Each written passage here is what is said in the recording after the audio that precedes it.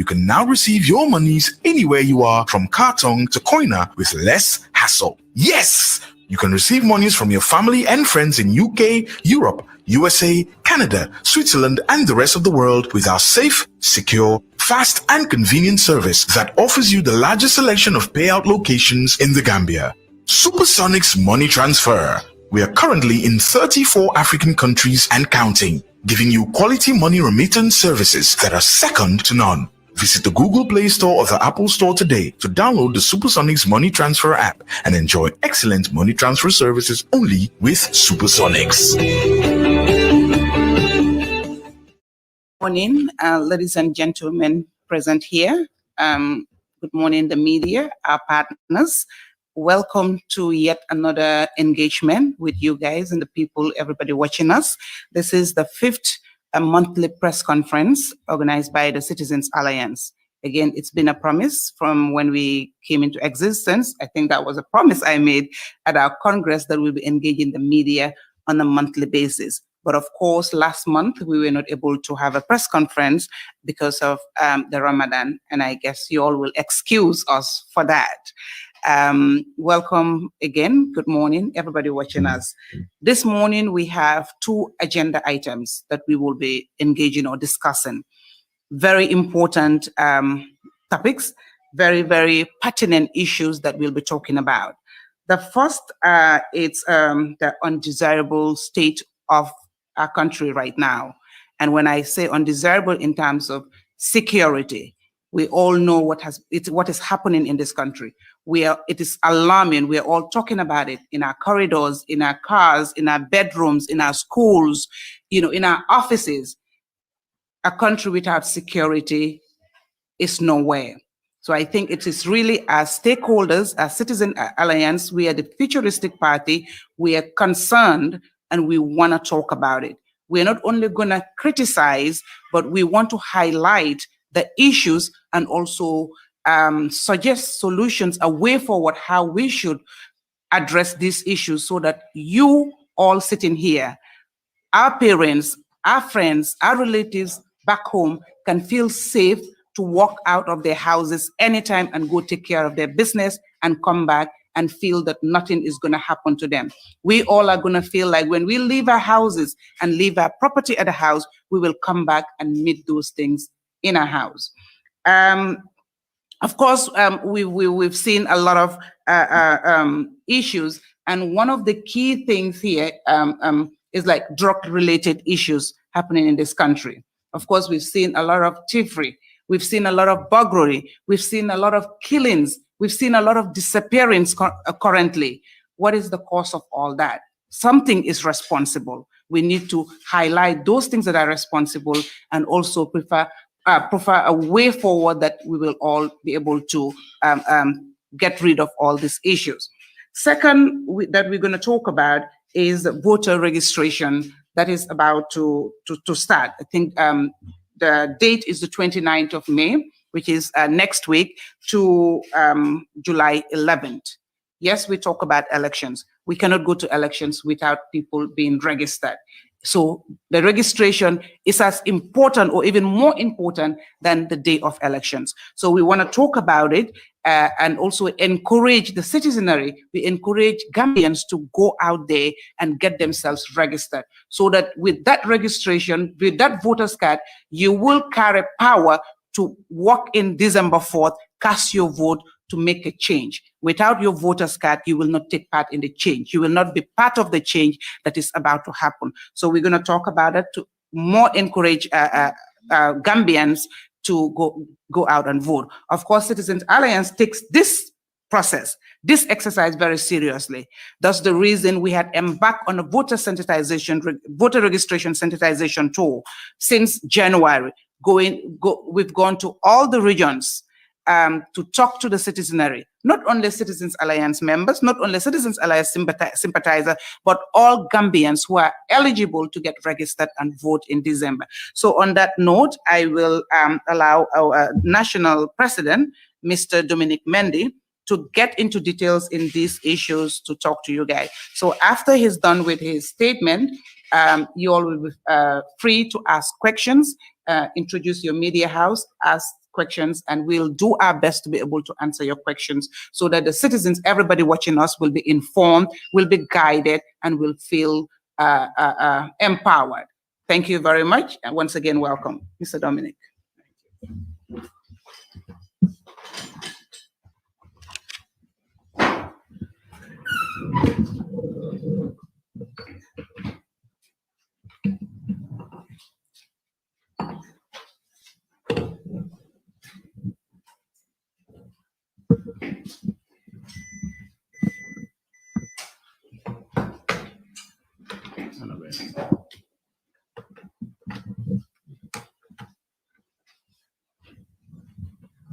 So can you please just move it this way? Oh, okay.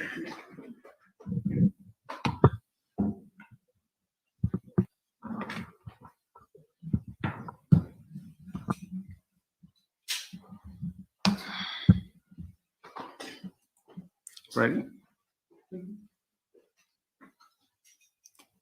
Madam Spokeswoman, members of the press, ladies and gentlemen here present, those watching from within the Gambia and overseas, good morning. I welcome you yet again to another CA monthly press conference, as been stated by the spokeswoman, in which CA would normally maintain its engagement with the larger society and specifically address current or potential issues of critical importance to the people of the Gambia. Our party leader, Dr. Ismaila Ceesay, has traveled outside of the territory and therefore cannot be here with you, as has always been the case.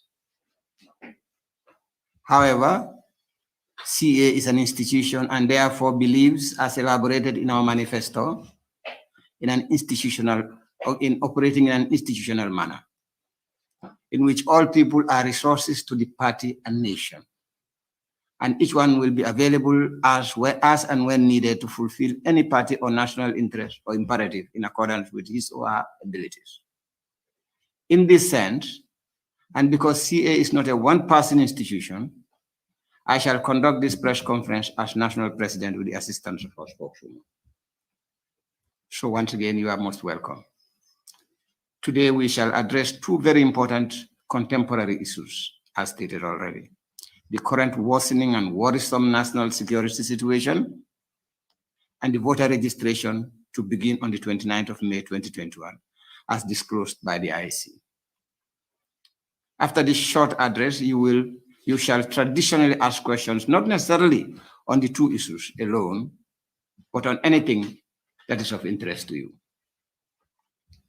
Let me join all Gambians to pray for divine guidance in how we as a nation shall extricate ourselves from the deteriorating formation process that our children are going through, and the result of which is that many of them, who would have otherwise been most useful in contributing to the development of Mother Gambia, have become what we are unaccustomed to as a people. The Gambia is fast becoming a nation in which even during daytime, one would need to be vigilant about your environment. We Gambians have never known this. We have taken our peace and security for granted in the past, since it is only in the Gambia that at night you would find or meet with female tourists walking along unlit roads, such as the Haman Minor Road, or popularly known as the Senegambia Road, without worry of any threat to their lives. That someone broke into someone else's house and left with anything was big news, even in the urban areas. What then has happened that now our own children would at night break into our or their neighbors' homes, beat them up, and in some cases even murder them to do away with their properties? What has happened? What has happened? This is a question that the Gambian needs to ask, needs to reflect upon deeply and take steps to resolve. The solution to this is not linear and will require the participation of all of us in the country. Government will need to take policy making very seriously for the first time in the history of this country. Those responsible for this atrocities are our youths. And our government has a very well-articulated youth policy on which cover page is stated, and I quote, "We cannot always create the world for our youths, but we can create our youths for the world." This was a quotation from the NCIS Naval Criminal Investigation Service TV program. That as a nation, you cannot manipulate the world. You have to exist within the context of the world. But you have one opportunity. The opportunity is creating your youth so that they fit the dynamism of the world. So youths are not an accident. They are created by us, the people of the country. The question at the moment is, what type of youths are we creating for the world in the Gambia? This presupposes that our youths are a result of the formation processes our children undergo from birth to age 15, when they graduate into the youth cohort of 15 to 35 years. This includes our educational programs and social and religious upbringing, all of which together enables the formation, which seeks to establish a holistic and harmonious youth cohort that is imbued with adequate knowledge and competencies, strong professional ethics, spiritual and moral values, and a level of independence, patriotism, and commitment that gives them life options to choose development and progress in alignment with the national vision. And this is the mission statement of the National Youth Policy. That is what the Gambia is out to do for the youths. The Gambia is out to establish a holistic and harmonious youth cohort, 15 to 35. And that youth cohort will have the capacity, the knowledge, the competencies, the professional ethics, the spiritual and moral upbringing, and a level of independence, patriotism, and commitment that will give them life options. That means they will be able to choose what they want to do. They will not just do what they would be doing because they have no other option. They will have options because of this overall formation that they have gone through. Okay? Now, policies such as this, that is the youth policy, if these were initiated and evolved or derived by ourselves, Gambians, by our government, our people, from real national socio-economic concerns, they should have found their way into national development programming and budgeting. So they should have been invested in to render at every point in time the destination of the process for forming youths. That is, if they were inculcated and adapted into our budgetary framework, then most of those youths who are now plundering other people's properties and lives would not have been doing that. They would have had the moral, the professional, the knowledge, and the technical capacity to choose not to do that. But what is happening today is they are doing that because they have not chosen. They are not doing it not because they have chosen to do that, but they have no choice but to do that.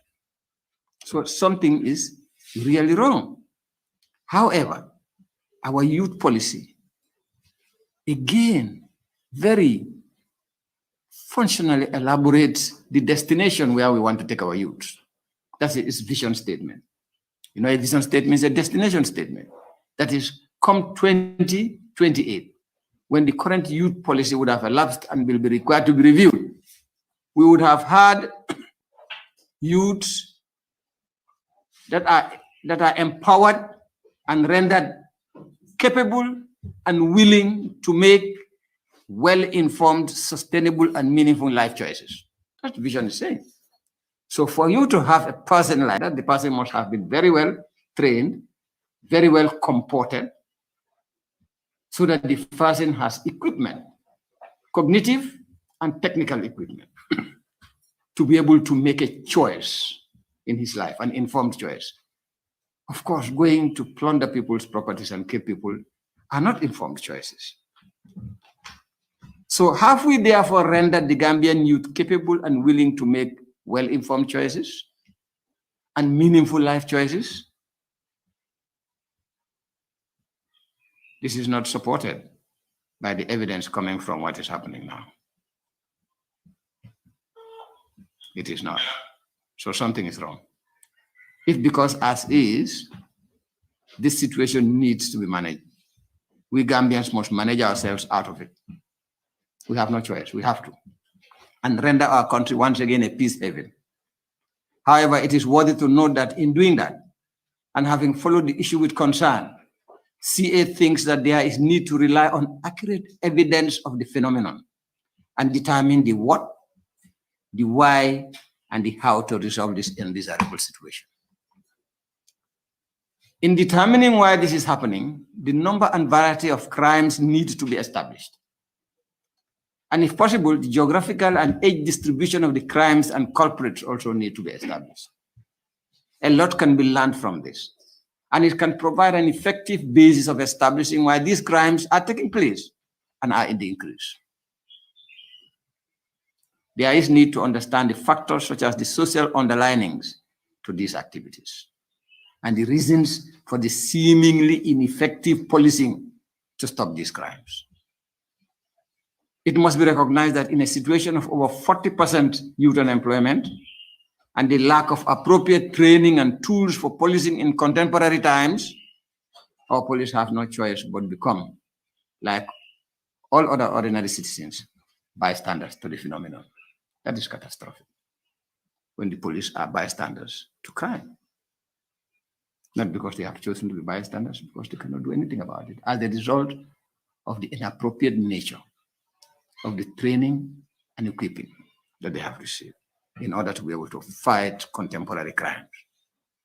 In addition to the need for formidable formation process for our children through education and the social enlightenment systems, we need to address hopelessness that has been brought about by economic stagnation and lack of meaningful employment.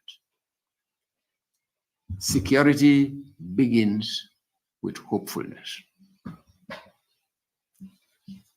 Where there is hope, there is life. But if there is hopelessness, that you might not even complete education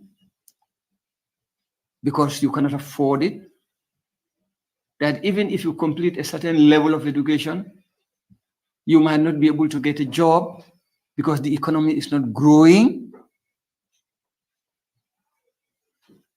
And so that's real hopelessness. One begins to second guess yourself in terms of who you really are and who you might be. So we need to introspect on some of the following as Gambians.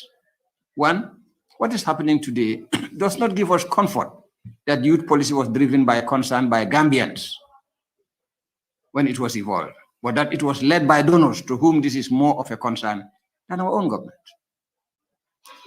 So we need to introspect policy development and policy design to be evolved by Gambians, not to be supported financially and technically by donors. Then the narrative has changed. We will never be able to address the specific issues bedeviling our societies. Two, what is happening now seems to amplify the belief that our government does not understand their own policy. And if they do, then they do not have the intention to commit resources into its implementation because the policy is not programmed financially. If it was so important for you to evolve a policy like that for the youth, the most important cohort of the labor force in the country, then it should be important to you to provide for it.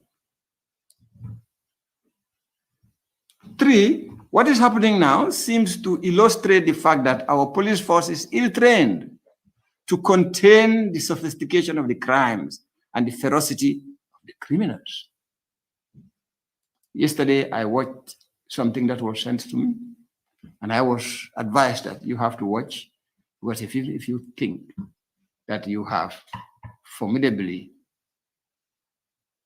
provided security around your house, what they will do is they bring, what do you call it?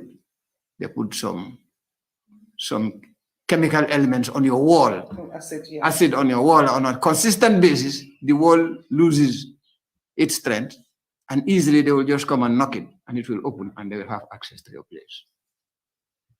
That's brilliant. But that brilliance could have been directed to something more productive. You know? So what is happening now shows that there is need to revisit our economic growth policies. Economic growth and prosperity is security. To ensure adequate growth and distribution through such as jobs and other socially inclined public investments. And also, if not properly addressed, our children will be self-raised. If these issues are not properly addressed, our children will be self-raised in what is normally called in Wolof yer sa bopa. And only God can determine what happens to self-raised children. Some of them end up very well, but most of them don't. And we cannot determine that. May God in his infinite mercy help all of us. Fellow Gambians, we must now help ourselves. And this means holding government accountable for every insecurity incident that takes place. Now, there is no need to continue crying helplessly. It is government that has the responsibility to ensure that this stops now and that it does not have the potency to reemerge. Since it is first and foremost a result of either their ignorance or unwillingness to take appropriate action. I shall now address the second issue of today's press conference, the voter registration. I shall address all Gambians directly. Fellow Gambians, the time has come for a decision for the next turn of our lives as a nation through the empowerment of parties and giving responsibility to people for being at the helm of governance in our nation. What this means is that these people to whom you, the people, give the responsibility must be obligated to utilize all the available natural resources at their disposal. These resources include people and skills, natural gifts such as rain, minerals, and etc., and money, just to name a few, to fashion policies and to structure mechanisms to fund and to grow an economy that will be sufficient for everybody to be comfortable. That's all we need. We don't have to have an economy where everybody is a multi-billionaire. I don't think there is any country, even Brunei is not like that, in the world that is like that. This is where security is first rendered in a nation. Security is rendered in a nation through economic prosperity, first and foremost. Of course, there is white-collar crime. Crimes that the only people who will commit them are the rich. But those are social outliers. Our system should be able to take care of those, but they will be in the minority. But the tendency now is that, in fact, the social outliers in crime are becoming the majority. How can we live in a nation like that?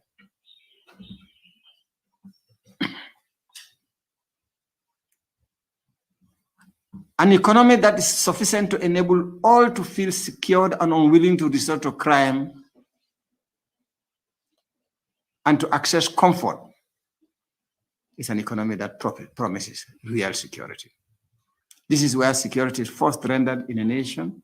A country that grows and its wealth fairly distributed is a secure and peaceful country. And I need us to know that.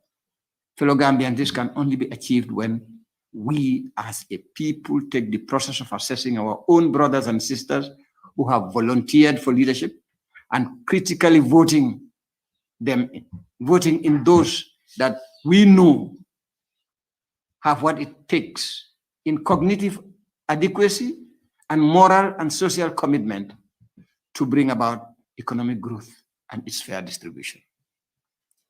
That is what December 4th is for. This is what is going to happen on the 4th of December 2021, and for which reason we have been scheduled to register and qualify ourselves to vote. When you register and you have a voter's card, you've not even made the choice yet. You've not made the decisions yet. You've not assigned obligation to any group of people yet. You only qualify to make the decision, to participate in the decision-making process. Meaning to make this very important judgment. Therefore, registering as a voter is the most important thing for anyone that calls himself or herself a patriotic citizen. And I guess all Gambians are patriotic citizens. Please, let us manifest our patriotism in going en masse and ensuring that once we qualify and we are Gambians and we are constitutionally qualified to vote, let's go and get registered. And let's go on the 4th of December and all the other following elections and vote. This is where development begins. Our party leader, Dr. Ismaila Sise, have asked me to appeal, if need be, to all of you to go out and register to vote. This is an appeal from our party leader. So that come 4th December 2021, you'll be able to vote. And not only vote, you'll be able to redeem our country from the apparent insecurity that we are going through, the apparent poverty that we are going through, the apparent hopelessness that is part of our being. All you need in order to register as a voter is simple. All you need to show includes a national ID card,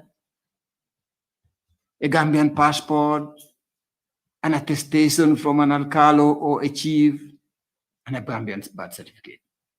If you are a Gambian, it should be extremely simple for you to get at least one of those. So not to register because you do not have any of these is a choice, it's a personal choice. And of course, one hopes that when one is making a choice, you make a choice that is to your supreme personal interest. And a choice that is to your supreme personal interest is the choice to ensure that this country's governance is put in proper hands. And that only begins with you being able to make that choice, and that is get a voter's registration, a voter's card. It is really easy and accessible. And all that remains to be done is that we must understand that to register and to vote are obligations to us as citizens. Please let all the youths of this country, from Koina to Katong, register. Remember, the brunt of difficulty in any nation squares on the heads of the youth. The insecurity that is being talked about, the culprits for the insecurity, and eventually the people who will suffer as a result of the insecurity are you, the youths. And therefore, as a youth party, CA intends to make sure it brings back hope to all and sundry, especially the youth. And in so doing, we are requesting and appealing to all of you youths not to allow any reason for you not to be able to register to vote in the elections that are yet to come. The schedule has been issued by the IEC, and CA shall continue working very hard as part of our outreach programs and working also with the IEC to ensure that everybody who is qualified and eligible to register to vote across the country is registered. Everybody. Because this is the only way that we can ultimately and genuinely address the ills of this country, the ills of insecurity and hopelessness. Fellow Gambians, thank you very much for your attention.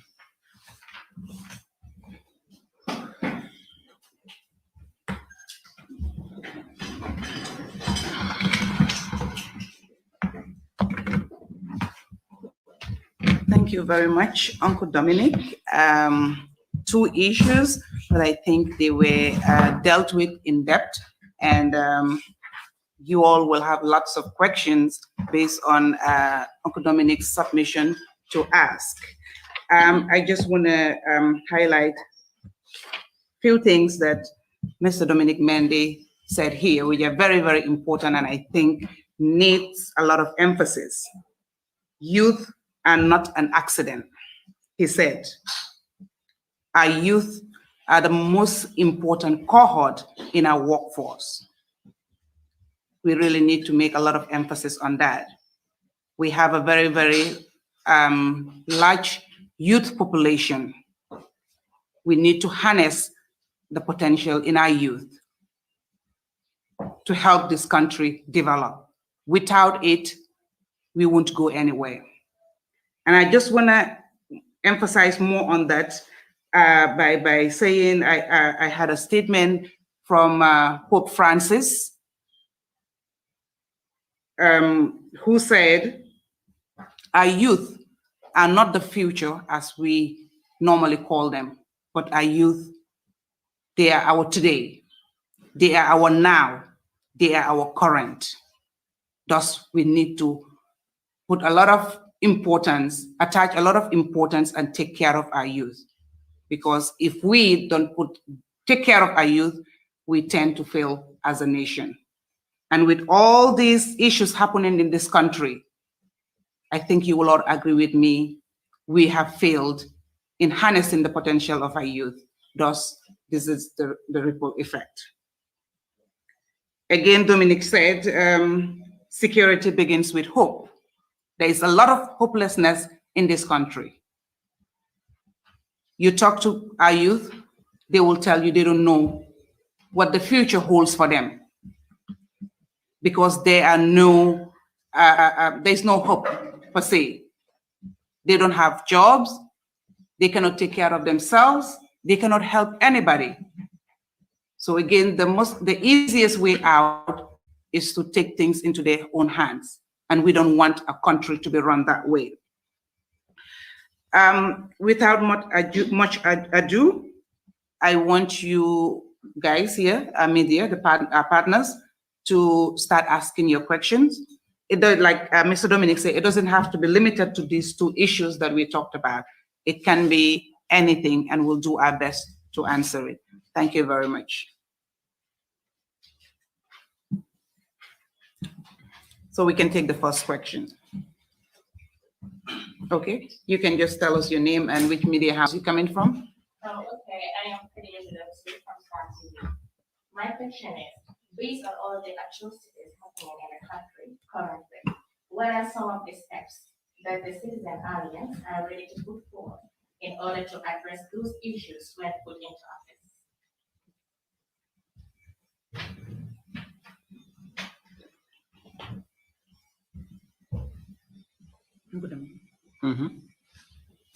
Want me to address them? Okay. Well, I guess that is exactly that's the crux of my address.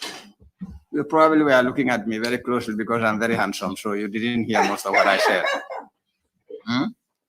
Or you like this nice hair. But let me say this. What I have just said is that one thing is evident to fail, to have failed, is the lack of embrace by government of the youth policy, a very vibrant and a very well-structured youth policy. Now, when I say lack of embrace, it means when you develop a policy, you have to implement the policy. How do you implement a policy? You now review the policy and ask yourself, what does the policy say is at stake about youths? You know, it elaborates all of that. Then it provides what must be done. So what must be done are the areas in which government must invest. And when you say government invest, it means now you will determine which area has been identified as needing something to be done, and you identify what it is that has been detailed to be done. So if the area is in agriculture, if it is in education, are you with me? If it is in sports, if it is in all of these, then you are now beginning to assign responsibility to different sectors, isn't it? Ministry of Education, Ministry of Agriculture, Ministry of Youth, Ministry of Sports. You understand what I'm trying to say? And then the detail of it would now say X, Y, Z needs to be done in education. If it is not already done, then that means education should now be restructured so that will be introduced as part of their operational structure. So it must be budgeted for now, and it must be taken to Parliament, and Parliament must approve to assign money for that to be implemented. Are you with me? If it is something that has already been done, maybe it is not being done very effectively, so it needs to be dynamized, it needs to be expanded. So that means more resources. And when we say resources, it's money, yes, but it's also people and equipment and, and more logistics and more reach and, more scope. So that needs to happen. So that is what has failed.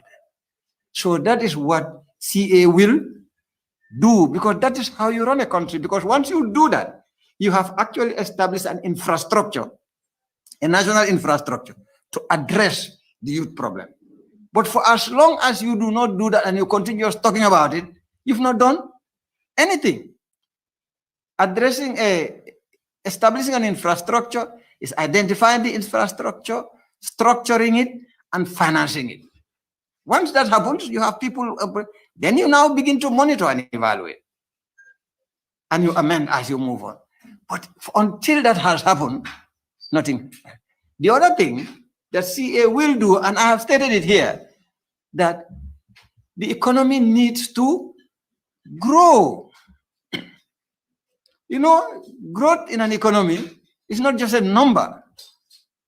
That number, GDP growth, represents increases in investment, either public investment by the government or investment by the private sector. That is more factories and more, and more factories and more offices means more jobs, isn't it? Is that not more jobs? And more jobs means more money. More money, because those who work there will be paid, and they will look after their families, and they will also invest in assets like properties. You understand what I'm trying to say? And those they pay those monies also receive income. You see how the multiplier effect of creating income across everybody just because of one job? One of the greatest things I like seeing is when the Q group have their annual Q group HR meet. I don't know. I'm not sure that's the way they call it, but they have, what do you call staff party, annual Q group staff party. And you see people in all the Q group components of businesses, some of them managers, some of them technicians, some of them engineers, and they all come to that party. And what I do is, I am not looking at the profit that Mohammed Jah is making from all of this investment. What I'm looking at is people who come to these investments from universities, from all facets of life, with their qualifications and have jobs and are very well paid and are raising families and sending their children to universities. And, do you see the contribution to the economy? That is security. So if there are no jobs, because the economy is not growing, and when you want a job, you cannot get a job, all you can do is stay home and sleep. And if you are lucky, you may ataya ko. So lucky would ataya amul. Eventually, so ataya teglante amut, you end up saying, look, ataya bi te fum jaram. So Dominic di romba daf ñoo jox ataya o ñu def ko leneen. Is that not insecurity? That is insecure. So these are, and then at the same time, you will still revisit the police training infrastructure. The training, the inculcation of the values of policing, but also the equipping of policing. Because at whatever security level you are in the world, if in the most secured country, has a policing system. Because there will always be crime of some sort. But you have to be able to train your people and develop them as you go on to be able to respond to changing dynamics in crime. So that is exactly what CA is going to do, because you have to address the root cause of insecurity. I hope I'm clear. Thank you. Yes, sir. My name is Yusuf Taylor. Thank you very much for the opportunity for this question. Talk about investing. You yourself was in government as former minister in charge of this very investment. But we have not seen ever more than 1% of the budget ever apportioned to Gambian youth. How will you do differently or better? Can you pledge us an amount or a percentage, minimum percentage that Gambian youth will be given finally if CA was to have the opportunity? That's my first question. Can I answer that? Now you've made a statement. I am not sure whether you know that it's supposed to be a statement of fact. You say no more than 1% is invested in youth. And I take that to mean that for you, investment in youth means the apportionment of the budget to the Ministry of Youth and Sports. Which is not only for youth alone. I agree. But let me tell you, what we need to do as a nation is not to say that no more than 1% is invested in youth. It's to find out how much money is invested in youth. Because really, as a nation, we don't know how much money is invested in youth. And let me give you an idea. Let me just take 1 or 2 ministries. If you go to Ministry of Tourism and Culture, 75% of the workforce in the tourism subsector is youth. Are you with me? Huh? 90% of the workforce in arts and culture is youth. It's music, the arts, it's all youth. So you can actually reference the greater proportion of the apportionment of the budget to tourism and culture as investment in youth. Do you understand what I'm trying to say? So your policy should be structured in such a way that if that is investment in youth, you have to optimize it in such a way that music becomes a big industry, that football and sports become big industries, so that we are able to supply the kinds of Ronaldo and Messi, so that every year the remittances from sports professionals outside of the Gambia will become a significant proportion of the inflows of foreign currency. So you see, now if you go to agriculture, about 50% of the investment in agriculture is directed to youth. So what our problem is, again, is policy. We have not been able to understand what it is that is constituted as investment in youth, so that we structure and manage it in such a way that we distribute the youths into these areas and support them. And once they are supported and are involved and active in these areas, naturally they will not see crime. If you understand what I'm saying. So that's it. So it's just to correct that perception. I just want to highlight the issue why I raised that. Yeah, absolutely. So let's look more specific. This current government, when it talks about its prior or what it has achieved for youth, points to for example. And we all know for that was what, 11 million euros invested in youth. We want to see the Gambian youth needs that investment, not only from outsiders. This is why I'm asking you to commit to give us something tangible. Because absolutely, I'm coming. I agree, because when the government talks about youth, they don't highlight agriculture. We all agree youth is cross-cutting. But we want specific tangible. No. So given that broader understanding of the investments in youth, and given the establishment of how public budgetary allocation puts itself into benefiting the youth, I would say that the investment in youth should commensurate with the proportion of the youth population to the national population. definitely it should not be less than 60% of development financing going into either direct or indirect youth investments. Absolutely. Because if you do that, you are actually addressing the greater part of the economy. So it creates a reserve for a greater technical and professional workforce.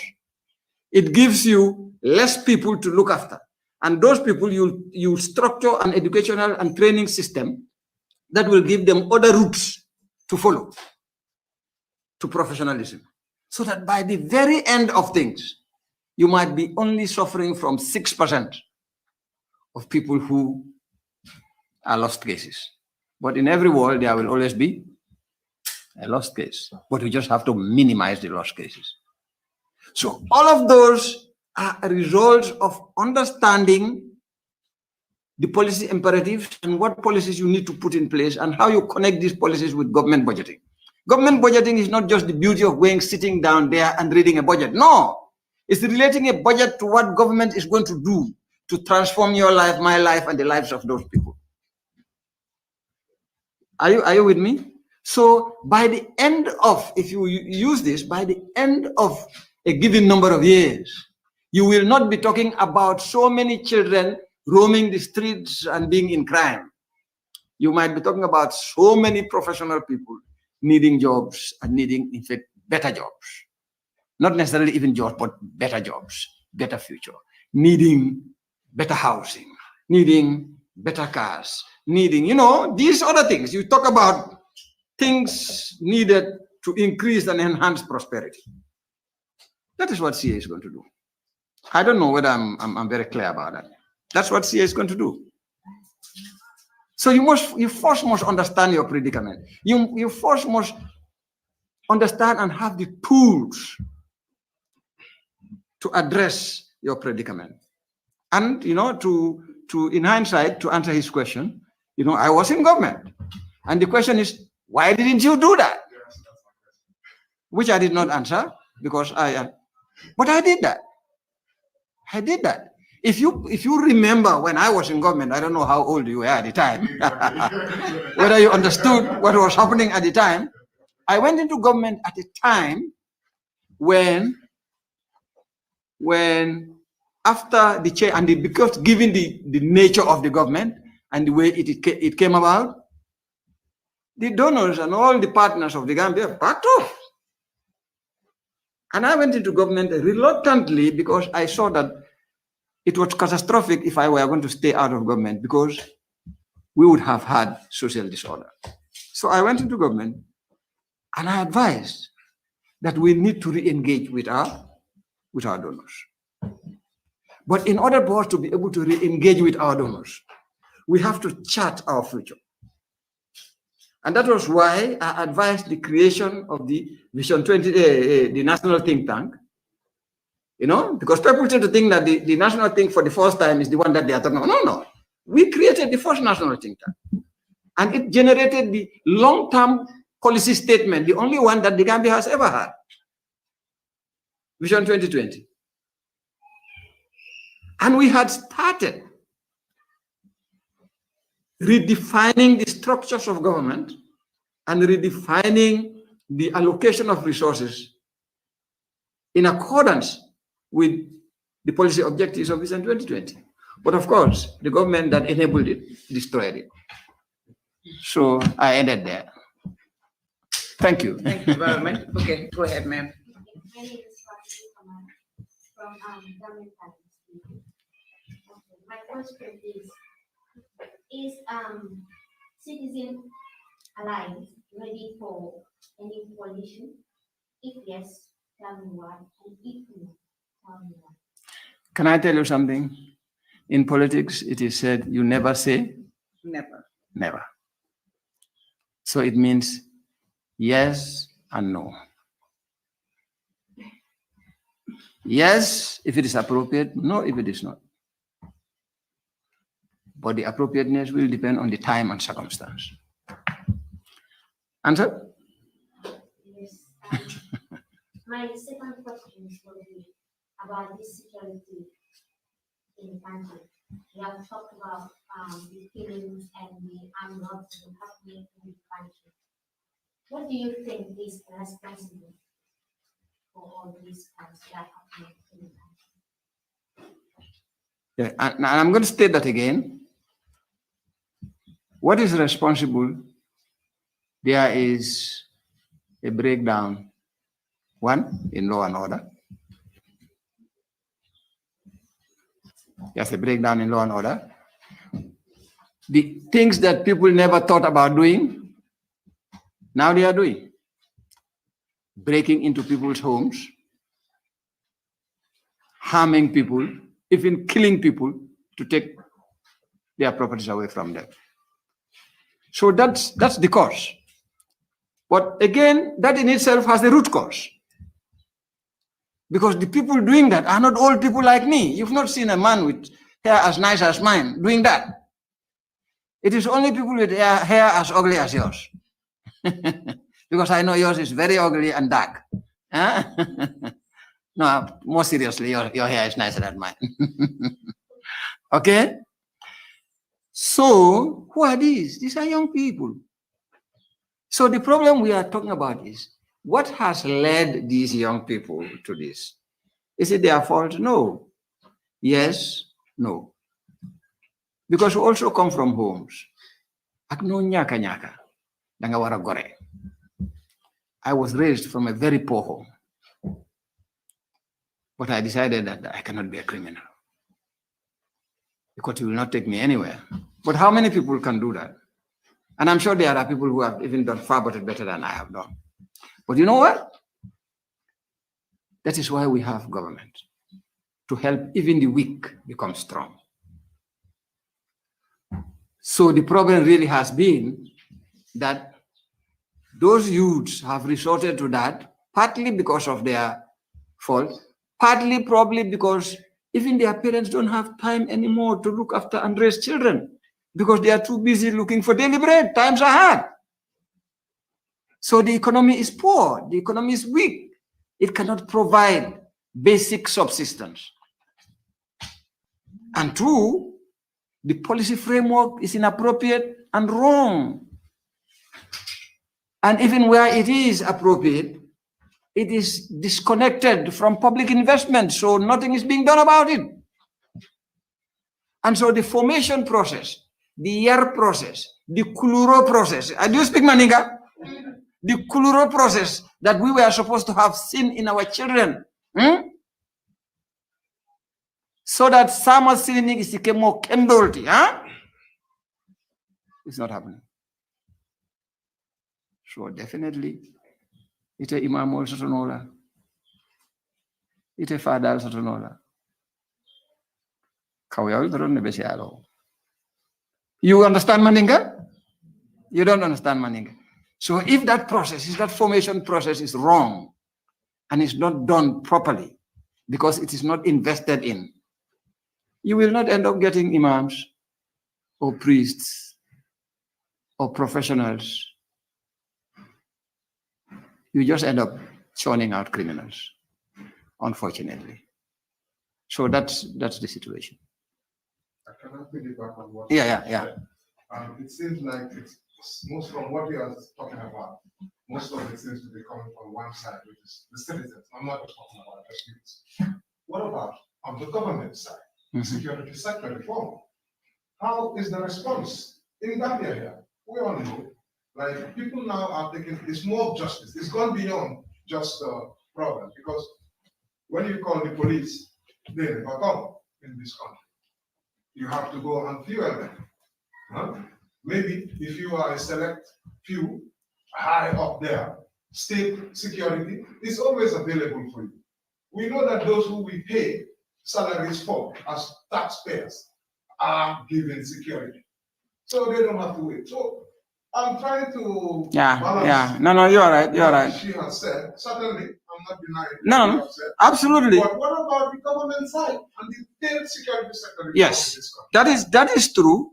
Security sector reform is also policy development. Reforming policy, security sector is actually reforming the security policy of this country. The example of policy development that we have used on a positive sense is the youth policy. But security policy reform in itself is failure. And the state of despair of the security services, which has resulted into them being rendered bystanders to crimes and criminal activities, only supplying it to the privileged, has generated mob justice, which is wrong. And really, in fact, I have forgotten to raise the issue of mob justice because Dr. Ismail Aziz insisted that I must talk about it. Because in CA, mob justice cannot be a justice system.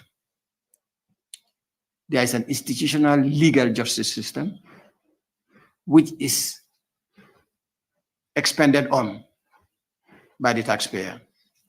And that system must be capacitated to provide the requisite justice when a situation like that exists.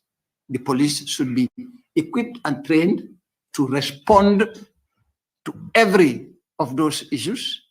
And if anybody is caught committing an act like that, nobody has a right to kill the person. Nobody has a right to maim the person. We have an obligation to hand over the person to the appropriate legal authorities. And that is CA's position. I agree with you, because the situation you are describing is a real breakdown in law and order and a lack of investment in security. And you know, the security reform issue is a very sad situation. You know, the perception of security in the Gambia is a bit myopic.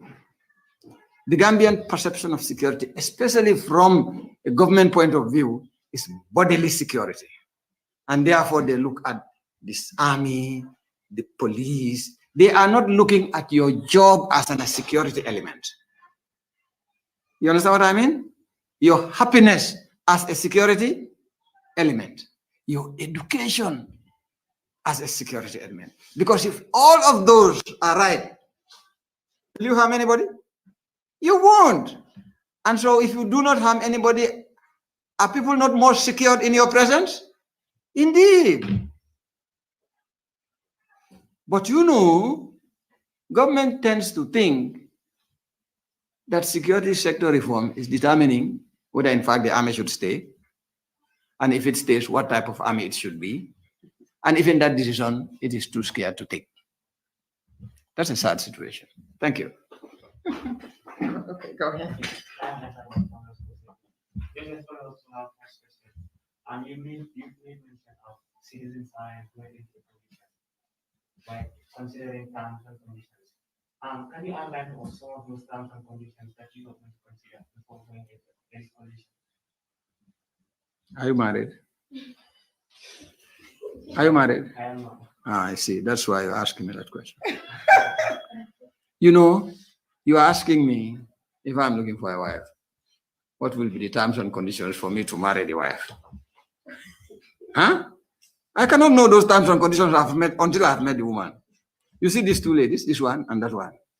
If today I want to marry any of them, the terms and conditions that I'll accept from this one will be different from that one. Do you believe that? Or you don't believe that? No, I don't believe that. The terms and conditions I will accept from this will certainly be different from that one. So really for us, we are not saying no to coalition. Coalitions are mechanisms of establishing government. In fact, the current government is a coalition government. Whether it succeeded or it didn't succeed, something else. And we have a lot to learn from how it fared out, you know? But when coalition overtures come to our party, we will listen very attentively. First and foremost, our policies have to be aligned. Because the reason why our people who support us, the reason why we are endeared to them is because of our policies and our perceived sense of honesty and commitment to the will of the general public. So these are some of the things that we are going to rationalize with this, anybody who comes forward with an offer. It is not just to win elections. No. We have to be able to be a government that will take over and change the fortunes of this country. So if we cannot do it with another party, that party, we cannot go into coalition with that party. So the basis really of coalition discussions are that. Are we together? Yeah. But if you want, I can say it in Majago, maybe you'll understand better. Yeah, I have two more questions. Very well. I'd like to ask them. And the first one is with regards to the Independent Electoral Commission. I just want to ask how impressed is the CA with regards to preparations ahead of December, because this election is seen as probably could be one of the toughest in the history of this country, given what is at stake, the number of political parties vying for the presidency. So can I answer that one first? Okay. How impressed is CA with the preparations, The IEC. the IEC? You know, and you know that you are a journalist, you have very good reasons for asking me that question. The IEC has had difficulties in its preparation for the current elections. In fact, until today, we don't even know how the diaspora voting will take place. If it will take place. Well, it is supposed to take place. So that's the point. So we know that the atmosphere within which, or the environment within which the IEC is preparing to conduct the next elections is challenging. But there is no excuse for the IEC to fail in ensuring that it provides optimal environment and logistics for those elections to be held at the right time and at a time when people can make informed decisions. We know that they are challenged, but there is no excuse for failure. So at this point, that's the only thing we can say about the IEC. The final question is with regards to political setups, the way it has been over the years, especially the past 22 years. More often, Gambians will blame the opposition for just being critics. They don't provide solutions. Of recent, we have seen shifting product, especially in the new political parties coming. They have very good ideas that they always see them in the media. But does the CA at some point, very concerned about what is happening in the country, just picked up the phone and called the presidency to tell them, look, you ought to leave to the tax. We want to meet you and discuss with you on the way forward. No, we have not done that, call the presidency and say, we want to meet you. But I know that at a personal level, look, I'm a senior citizen in this country.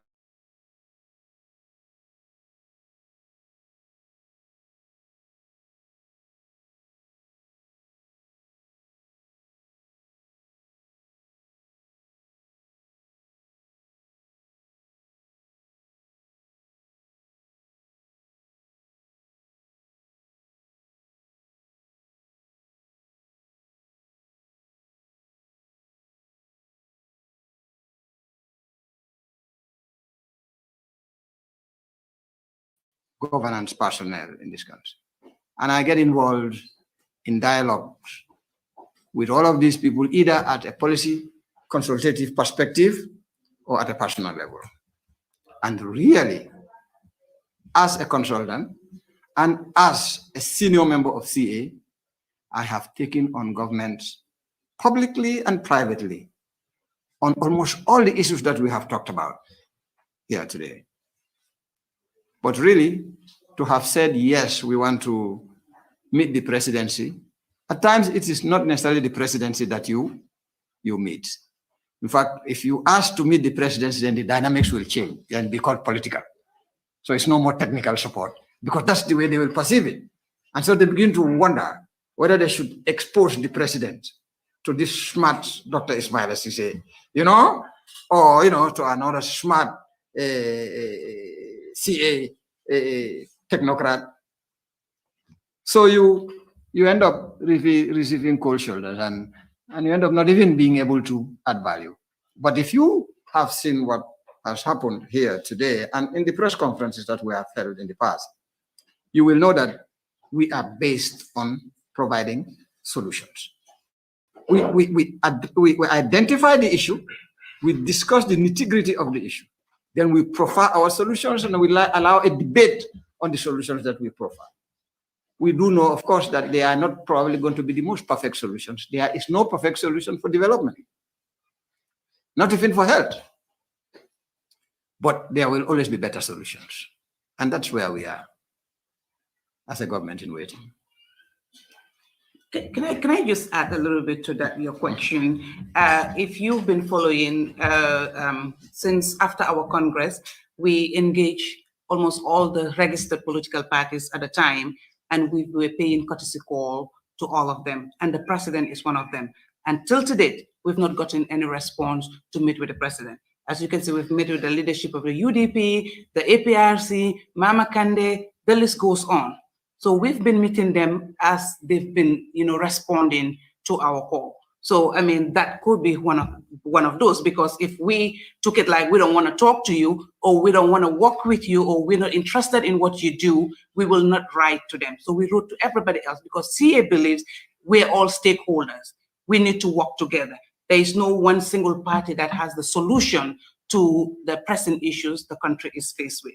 So we're really, really interested in anything or anybody that is working for Gambia and Gambians. And of course, the president being the incumbent right now, who is supposed to take care of issues of the country, we should be calling on him more. But is the willingness there? Is the openness there? And I'm sure if it is there, we will be the first to reach out to him to offer the solutions that we're giving you now, or we've been giving to everybody else, so that he can in turn use that to address our issues.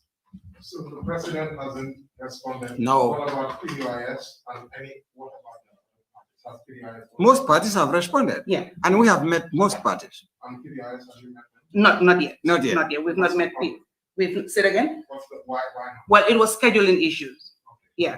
We've had 2 cancellations. It was scheduling issues, but of course they responded back. But then because of timing, we were not able to have the meeting. But of course, those engagements still continue, because we've not exhausted all political parties. And of course, after that, there are 2 other political parties, or even 3, because we're the 11th registered political party. Now we have 18. So you can imagine, after us, there are new political leaders that can, you know, emerge, which we still need to meet. And of course, it's the first to happen in this country. And the political leaders that we've met, they've acknowledged that this is the first of its kind for another political party leader to call on us, engage us, to come and pay a courtesy call. You know, it has never happened. So that shows you how unifying Citizens Alliance is, and is ready to when we come into government. Because Lindia Warek, chin bu naree xeeñ su baxee dafa su naree neex su baxee xeeñ lu ci nekk ci commencement bi la. So fu naa ne ñun wane nañ suñ boppa te du ci waxin rek ci jëfin it. This is a follow-up for my second question. Just looking at these current issues that are happening in the country, like the killings and the armed robbery, most of them are caused by foreigners. Most of them are caused by foreigners. Because looking at the Kusumwala incident, he is not a Gambian.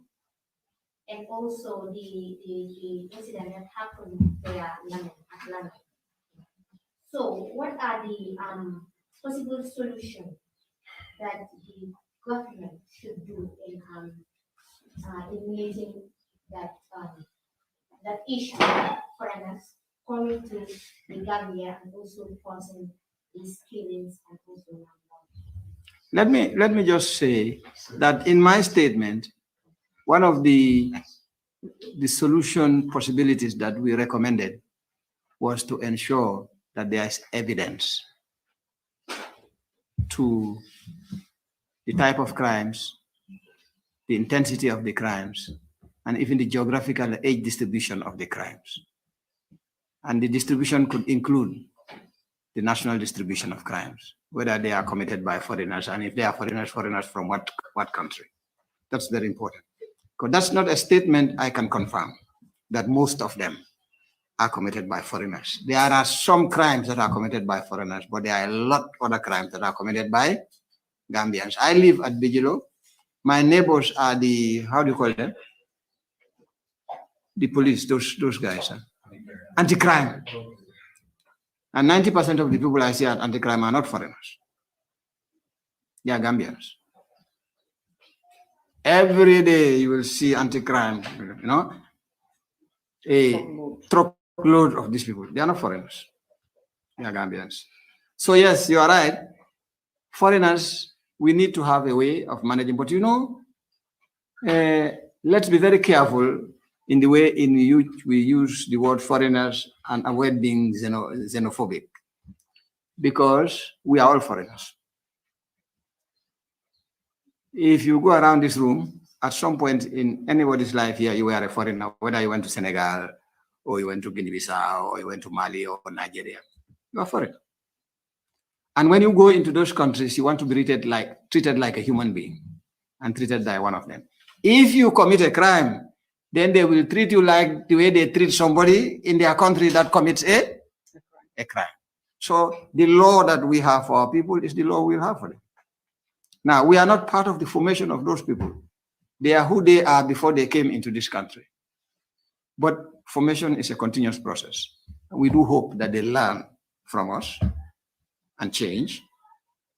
But if they decide to go into crime, we will have to use our laws to deal with them like they will deal. Crime does not discriminate between Gambian and non-Gambian. So what is important to do is for us to ensure that we properly structure our security sector, we equip, train, and fund them to be able to do the right things within the acceptable human rights norms to everybody, whether foreigner or Gambian. I hope I've addressed. Yours is not the easiest. Yes, the reason why I asked this question is, according to my research, almost 99.9% of my sources were saying that foreigners are responsible for all these crimes that are happening. You're not saying 100% of foreigners, but not at the first engagement. And of course, it was an administrative error from the National Assembly. We were left out, and the excuse given was they didn't know where to drop our letter. And that same day, you know, it was on the media. As soon as we saw it, I reached out immediately, like, oops, okay, what happened? I think we're supposed to be there, and we're not there. Okay, it was like, oh, we'll get back to you. I checked on them again, and of course, the clerk or the secretary, they call it, confessed that yes, I did not even attempt to send their letter to inform them. And we were not the only one. So at that point, then they realized it was not only Citizens Alliance, even the APRC, you know, about 5 other parties. And of course, I think one was invited, but did not make it. So another engagement was organized. They, you know, informed us. And that was last Tuesday, I think. So apparently 7 political parties could not make it to the first engagement. And of course, we went to the second engagement.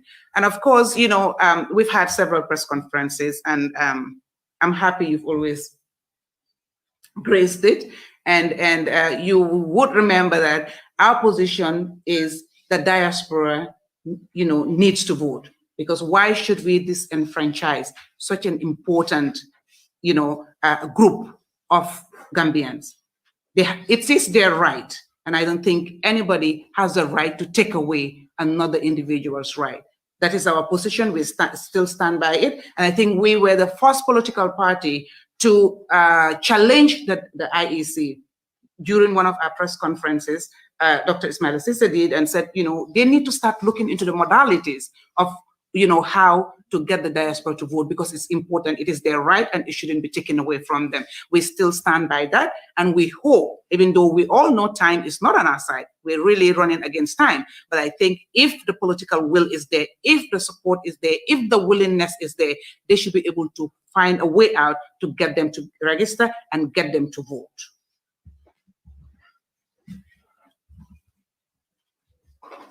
Sorry, I'll add just a little bit on the diaspora voting. For me, the diaspora will vote. Because constitutionally, they are supposed to vote.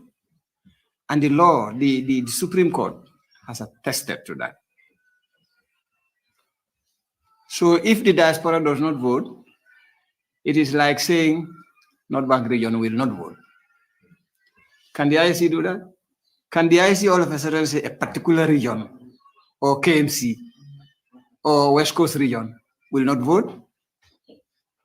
I don't know if the IEC has authority to do that and say, no, for these elections, 2021, Brigama Commandant Banco, it's a vote killer. Can they do that? So it's the same thing. The diasporans are perceived constitutionally like everybody else, like these regions. So they have to vote. How they will vote, that's the business of the IEC. Are you with me? So as far as I'm concerned, they'll vote. Now, I was with West Coast Radio, and I had the written text of the speech of the president. Normally, during major feasts, especially Muslim feasts, normally, in fact, not just Muslim feasts, even during Christmas and New Year, the president makes a public address to the nation. Now,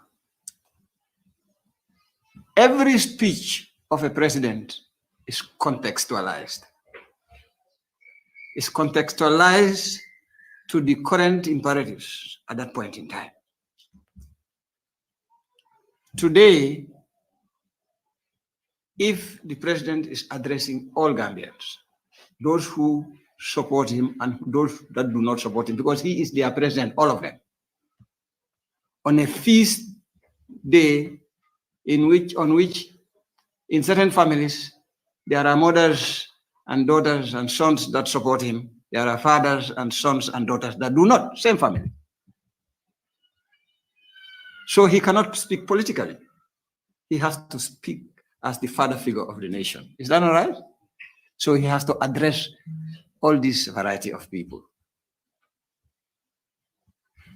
Okay, so let's look at the speech. The speech started with a salutation, which was good.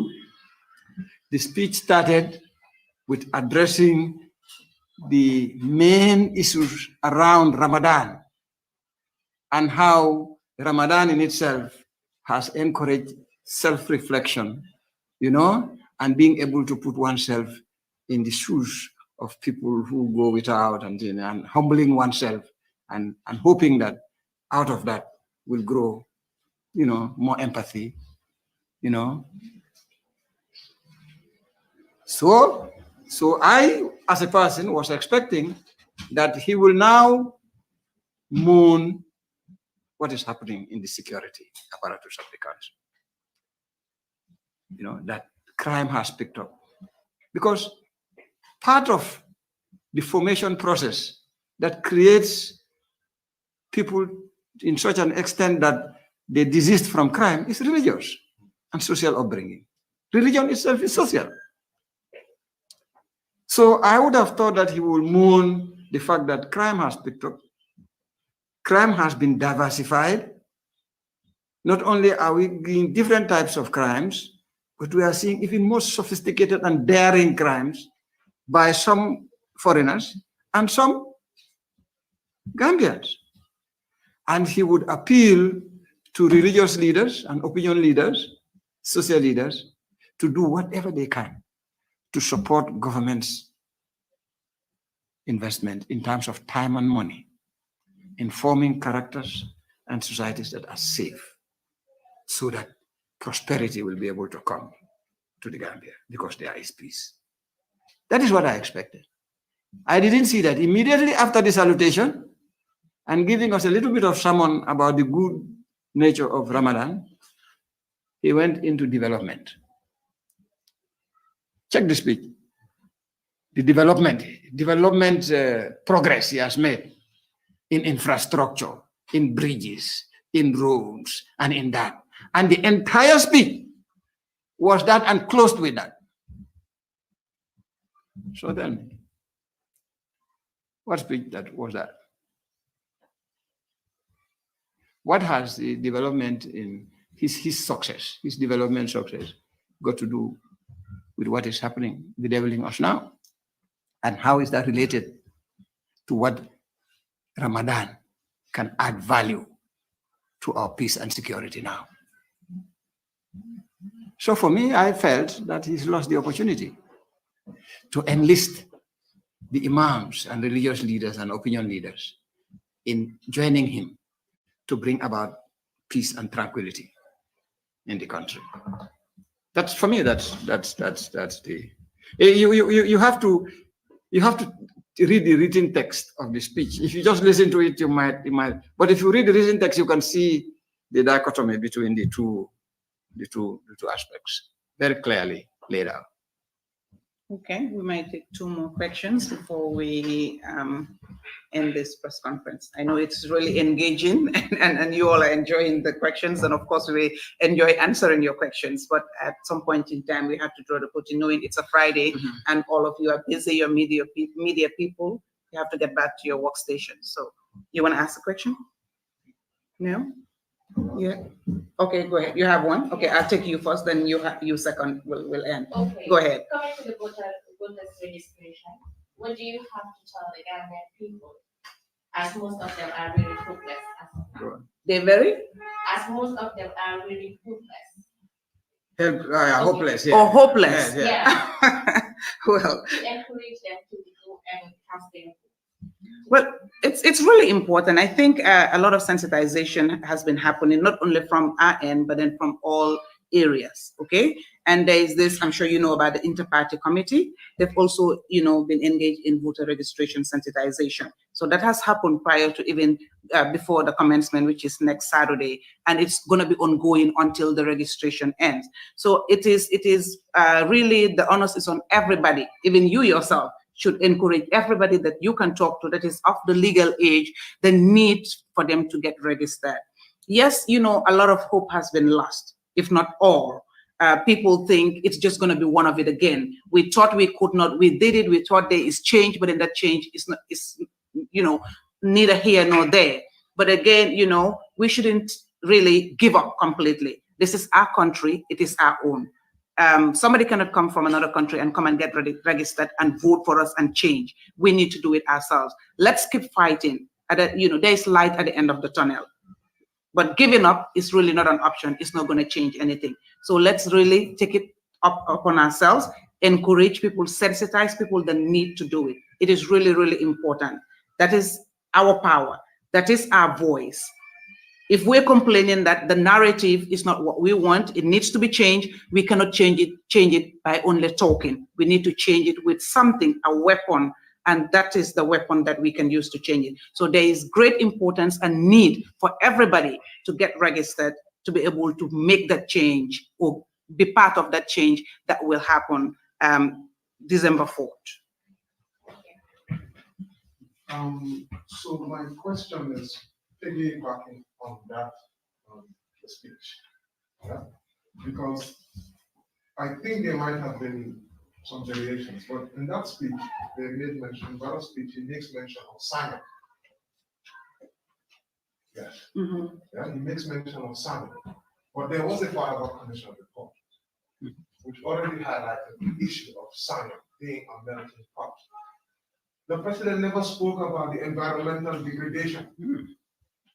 He said that people should support the police. But then when you look, there's a lot of human rights abuses from those very police. We are hearing it at the DRRC. So those are some of the issues which I don't know if you can speak to some of those issues with regards to the president ignoring the root causes of problems. Madido Bata said that it was a divisive speech. This is what he said. Because this is an intersection of security, environment, youths, and I know CA was involved with this trying to, you made mention the last time in some of your press conferences with regards to the youths, which you were trying to stand up for. So I don't know if you can talk to that particular issue. There are so many issues inside the president's speech. Then finally, maybe you can end with the transitional, because it's like we're not having any transition. Will we even have transition? TRRC, we don't know. Jane Commission. Yeah, let me say this. I think you have very effectively even answered the first question for me. But what I would advise really, and that's the problem that I find with the speech, is that the president must understand that he's a father figure. Young as he might be, he is the father of the nation, because that's what we've made him. So we all take cue from our leader, because he is supposed to influence us. That's what leaders do. And if you want to influence people, you don't force them, you influence them, you do it, and so they are motivated to follow you. You must be honest. You must have scope. You must be perceived to be fair, not only between people, but between issues, which you have alluded to. This is what makes you a leader. This is what makes you a Khalifa. It's not your age. So when the president is speaking to us Gambians and not speaking to NPP, let him speak to us Gambians and not NPP. As far as that is concerned, I think that will be a good point to rest. Now the other one was Transition. The transition, yeah, yeah. I know we at CA know that transitional justice is not short term. And we didn't expect that TRRC would have been complete, given when it started, by the time this government leaves power. But we are expecting the TRRC report by July. And I know that government will be very busy between July and December. But it does not mean that they will not bring any war. The only advice that CA wants to give is that we have put so much money into these transitional programs, TRRC and the Jane Commission, because they are important. They are going to provide closure, and as a result, stability, and ensure that going forward, a lot of the things that have happened, whether it was corruption or genocide or murder, those things will never be repeated in the history of our nation. So we'll allocate all the energy we have to development, peace, and prosperity.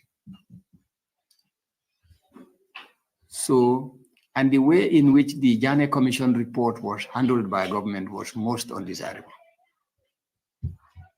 We do hope that government will not repeat the same for the TRRC, because the TRRC report cannot be treated as the Jane Commission report. The TRRC is a worldwide report which anybody can pick up. Any civil society organization can pick up and use as evidence to seek the indictment of perpetrators. So if government thinks that it can forgive, like it attempted to forgive in the Janneh Commission, it can forgive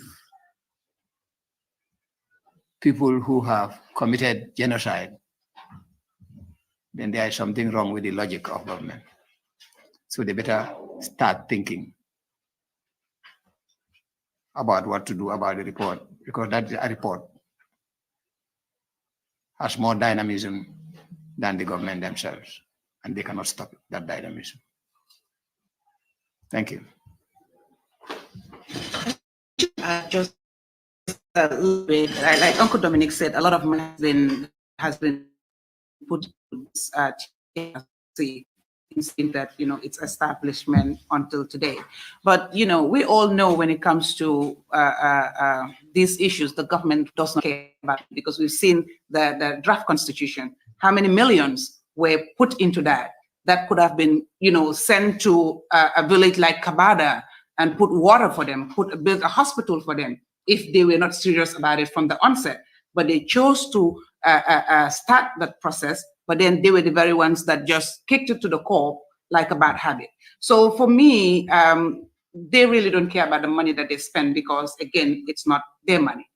But what they need to look at is, let them think about the victims, the people who have been suffering for years and years and years and still continue to suffer, still trying to yearn for the day that they will get justice for what has happened to them, to get closure. For the sake of these people, let them really try for once, do the right thing in trying to implement the recommendations of the TRRC. Again, lindewa kundo bin raisa mam so giselu ñul dangay daw. Def nañ ko ci Janneh Commission, the Faraba Commission, and the list goes on. So a lot of people are really thinking, you know what, it's just going to be one of those. But Citizens Alliance is pleading, and we will support the government in any way possible to see to it that the TRRC recommendations are implemented for the sake of the people that have been suffering and are still suffering today, so that they will for once get closure and put this thing to rest. So I think we have come to the end of this session again, the 5th monthly press conference. Once again, thank you, our partners, the media, very much. We cannot do this without you. You are our partners, and you will continue to be our partners forever, because we are a party that is here to stay. We're not a party here just to contest an election, win and call it quit, or lose and call it quit. It's a party that is going to stay till posterity. I think my grandchildren, I'm not telling you my son who's 12 years, but my grandchildren will come and take over this party and also continue to move it. So it's a long, we're talking about years and years and years to come. I mean, we've talked about several issues here, highlighted several issues. You guys are the media, you know it more than we do, because these issues are brought to our attention through you guys. If not, we will miss a lot of things. So you're more au fait with all the issues we're encountering here. But then again, these are issues that we can take care of. Hopes have been lost. We think we have no way to go. We think we are stagnant, but we can really get past these issues if we come together as a country. Forget about the partisanship, because there are certain issues, it's beyond party. It's a national issue that it has to take everybody's effort, everybody needs to be interested for us to tackle these issues. How do we tackle the issues? It all boils down to leadership. The buzzword here is leadership.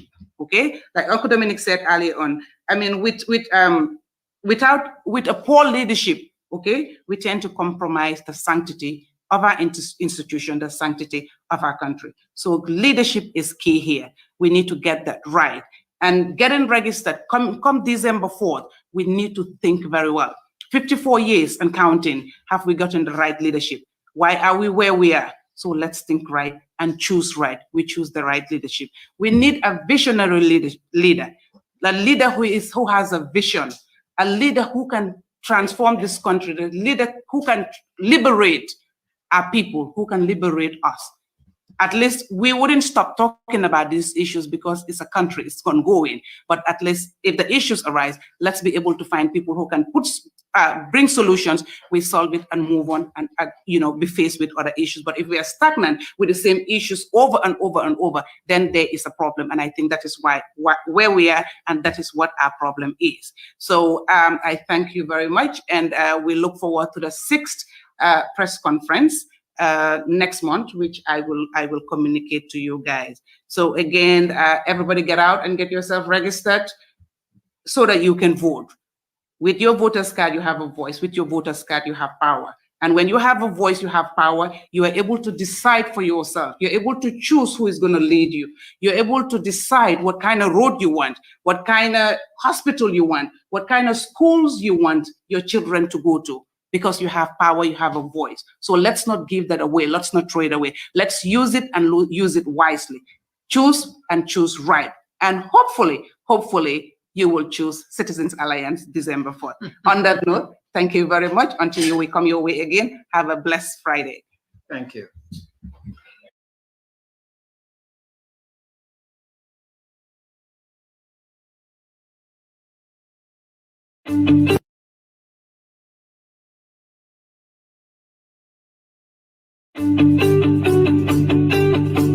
If you want to receive monies from UK, Europe, USA, Canada, Switzerland, and the rest of the world, Supersonics Money Transfer has got you covered. With the largest payout network in the Gambia, you can now receive your monies anywhere you are, from Kartong to Koina, with less hassle. Yes! You can receive monies from your family and friends in UK, Europe, USA, Canada, Switzerland, and the rest of the world with our safe, secure, fast, and convenient service that offers you the largest selection of payout locations in the Gambia.